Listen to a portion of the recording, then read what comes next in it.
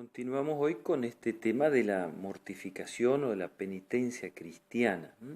Hay una encíclica que podemos descargar sobre este tema que la escribió el Papa Juan XXIII, Beato Juan XXIII, que se llama Penitentiam Agere y que la escribió para pedirle a la Iglesia que se mortificara previo al inicio del concilio, ¿no? Por lo tanto, ahí podemos encontrar también en el magisterio de la Iglesia la base de lo que es la mortificación.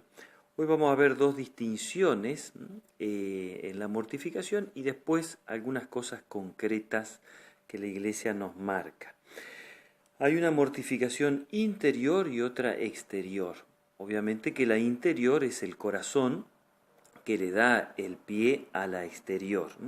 La interior es justamente el dolor de la ofensa a Dios, el deseo de reparar esa ofensa, ¿no? Recordamos que cada vez que uno le da la espalda a Dios por una decisión libre de cometer un pecado, el alma queda como tendiente a la tierra, no tiende hacia Dios, sino que tiende hacia abajo. Por eso necesitamos una mortificación, una penitencia para que el alma vuelva a mirar hacia arriba. Por eso el pecado tiene estas dos connotaciones. Tiene la culpa, es la ofensa a Dios, y la pena, eso que yo merezco padecer para que el alma vuelva a mirar hacia arriba, para que pierda esa inclinación hacia la tierra y vuelva a mirar hacia arriba. Por eso está esa penitencia que nos da el sacerdote en la confesión, ¿no? Por eso dice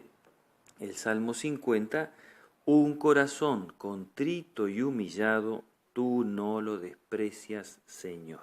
Por lo tanto, este es lo que mueve toda la penitencia exterior, ¿no? Buscar con humildad, reparar la ofensa que he causado al Señor. Sin esto no se puede agradar al Señor. Lo que va a decir San Pablo en la carta de los Corintios, aunque yo ponga al fuego mi cuerpo, aunque haga una cantidad de obras de sacrificio y demás, si no tengo amor, no sirve de nada. Por eso hay como dos errores que tenemos que evitar a la hora de hacer nuestra mortificación. El Señor lo va a decir, hacerla para ser vistos por los demás y hacerla sin un cambio profundo del corazón, sin conversión del corazón, ¿no? Lo primero está en el Evangelio de San Mateo, eso se leyó el primer domingo de Cuaresma, todo lo que hagas en secreto quedará en secreto, tu Padre que ve en lo secreto te recompensará, ¿no? No hacer las obras para que los demás me digan que bueno, para que los demás la vean. Y lo otro dice el profeta Isaías, en el capítulo 58, el pueblo preguntaba al Señor por qué no escuchaba, no atendía a sus ayunos y a sus peticiones.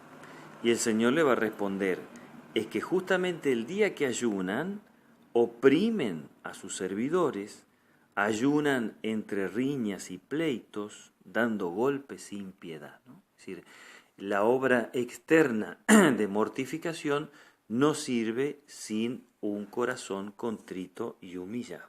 Eso pasa en todas las acciones del cristiano, ¿no? Todo el católico sabe que lo más importante está en la intención, en el fondo del alma, ¿no? Por eso, con una intención de reparar, con una intención de mortificarme, yo puedo ofrecer una cantidad de actividades en el día y puedo darle un valor mucho más grande, ¿no? Por eso Santa Teresita decía que si yo levanto un alfiler del piso y lo hago por amor a Dios, esa obra tiene un valor infinito, ¿no? Yo también puedo transformar cualquier obra que me cueste en el día, la ofrezco como mortificación y la transformo en mortificación por la intención del corazón. Bien, pero está la mortificación externa, y la Iglesia, dentro de todo ese tipo, esa gama de mortificaciones, sobre todo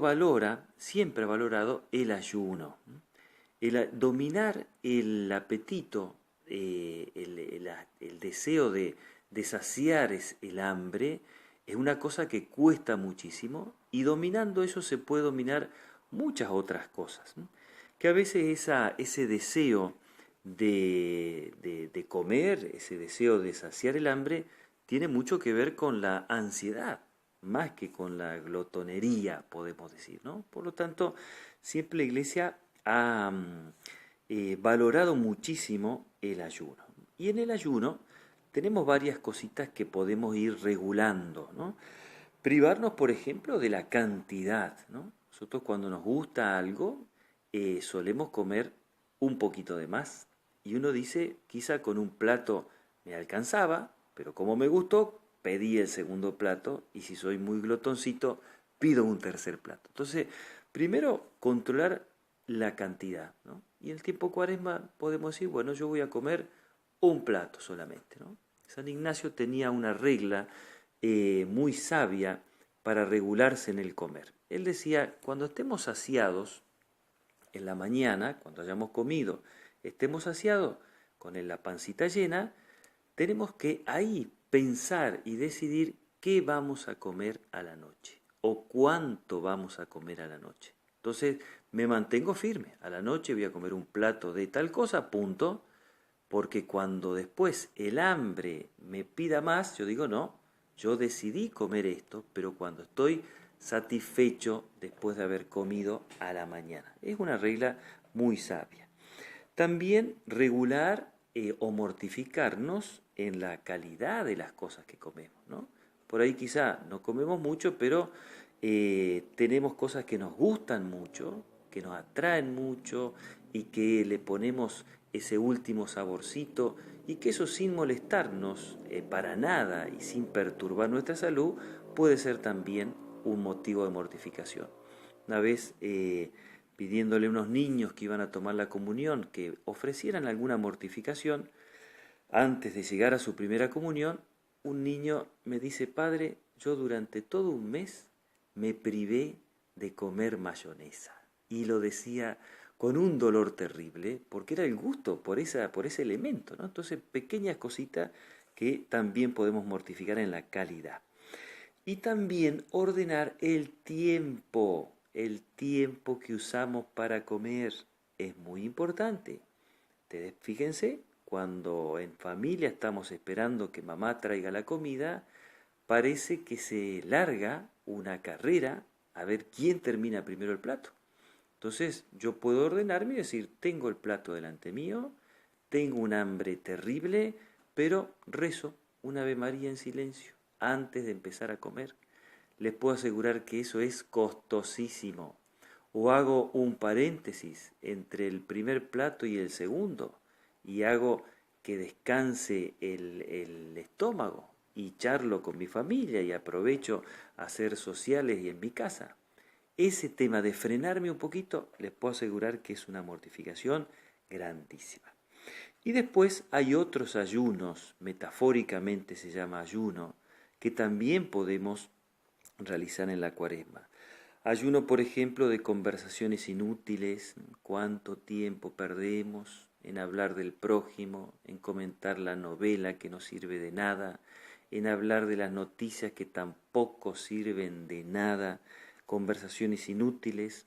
Ayuno de la curiosidad, todas estas redes sociales que nos atrapan, justamente está bien puesto este nombre de redes, que nos exacerban la curiosidad. Ayunar de las redes. Si yo tengo que tener, obviamente, el celular y tengo que tener el WhatsApp para comunicarme por mi trabajo, fantástico.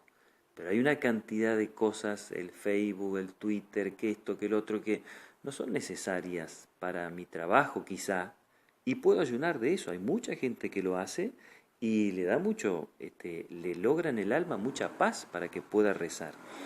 Ayunar, por ejemplo, de gastos superfluos, ¿no? Hay personas que por ahí siempre se dan ese gustito en su ropa, en sus zapatos, en las cosas que les gustan, que son lícitas y está muy bien hacerlas, pero si uno puede de repente decir, si esto no lo necesito por ahora, ¿por qué no guardarme ese gasto y hacerlo para el bien de otra persona, ¿no?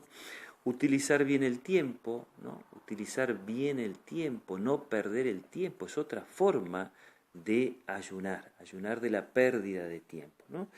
Cada uno tendrá que mirar inteligentemente en aquello que va a ofrecer, ¿no? Porque cada uno sabe dónde le aprieta el zapato, sabe lo que necesita o sabe en qué momento está viviendo, qué cosa necesita ahora concretamente. Si yo sé que mi defecto dominante es el orgullo, pues bueno, mis mortificaciones tendrán que ir para combatir ese orgullo. Por ejemplo, trabajar en el silencio, de no contestarle cuando alguien me hiere, trabajar en mis pensamientos, en que yo no sea el centro de toda mi vida y que mis pensamientos ronden en mí. Entonces, tengo que hacer una mortificación que combata mi orgullo.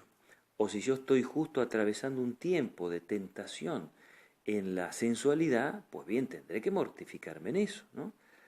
Mortificar, como decíamos recién, la curiosidad, los gustos en la comida, por ejemplo, exigirle algún sacrificio al cuerpo para que no esté tan cómodo, tan placentero, que se levante un poquito antes, que sufra un poquito el trabajo físico, para que justamente pueda combatir esa sensualidad, ¿no? Y hay toda una gama enorme de posibilidades de mortificación.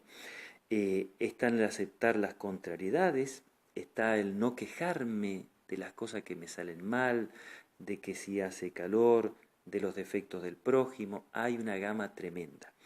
Si quieren alguna guía mucho más pormenorizada, pueden descargar de internet. El padre Néstor Sato ha escrito unas pequeñas páginas, son 4 páginas que se llaman Mortificaciones del siglo XXI.